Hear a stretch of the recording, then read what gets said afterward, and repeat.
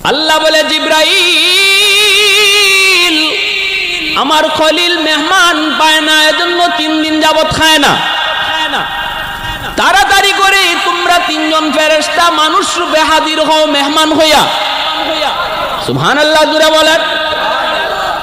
জিব্রাইল আমিন মানুষের সুরত দুইরা 3 জন মেহমান হইয়া যখন ইব্রাহিম খলিলের কাছে আসলেন, তিনি মেহমান পায়া বড় খুশি, সাথে সাথে নিয়ে আসলেন খানা হাজির। খানা খাইতে বসবেন বল আল্লাহর খলিল 3 দিন তিনি উপবাস, মেহমান পাইছেন, খাঞ্চারের ভিতরে খানা নিয়ে বসছেন এক খাঞ্চায়। তারা তো মানুষ নন, তারা হলেন ফেরেশতা, তারা তো খাওয়া কি জিনিস চিনে না। ফেরেশতারা খায়? হ্যাঁ, মূলত খাইতে আসেন নাই, খাওয়াইতে আইছেন, ঠিক না? আল্লাহ পাঠাইছে যাও, খাওয়ান লাগতো না, আমার বন্ধুরেকে খাওয়া, কারণ মেহমান ছাড়া তো খায় না। ইরাক থেকে রওনা দিয়েছেন ফিলিস্তিন, আল্লাহর খলিল ইব্রাহিম।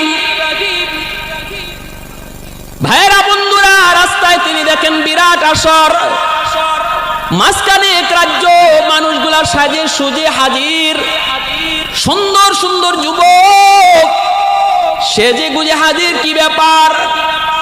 আজকে রাজার মেয়ে স্বামী চয়েস করব, স্বামী। এজন্য আমরা প্রত্যেকে প্রার্থী হয়ে হাজির হয়েছি।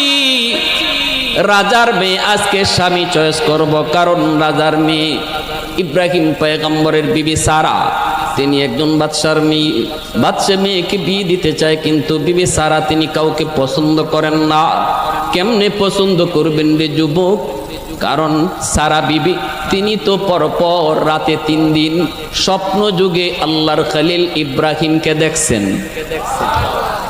স্বামী কে হবে? স্বপ্ন যুগে তিনি দেখছেন তার স্বপ্নের রাজকুমার ইব্রাহিম খলিলকে দেখছেন, আর কাউকে তো পছন্দ হয় না। বাবাই কয়, মা আমার রাজ্যের ভিতরে কত যুবক, কারো কি পছন্দ হয় না? কয় না গো বাবা, আমার স্বপ্নে দেখা রাজকুমার লাগবে। আল্লাহু আকবার জোরে বলো, একটু জোরে আওয়াজ দিয়ে কও না যুবক আল্লাহু আকবার, আর জোরে আল্লাহু আকবার। ইব্রাহিম খলিল মুসাফির, ইব্রাহিম খলিল মুসাফির ইরাক থেকে রওনা দিয়েছেন, যাবেন মসজিদুল আকসায়। এ ভাই, তিনি দেখেন মানুষজন লাইন দিয়ে দাঁড়ায়। ঘটনা কি? কই রাজার মেয়ে আজকে স্বামী চয়েস করবে।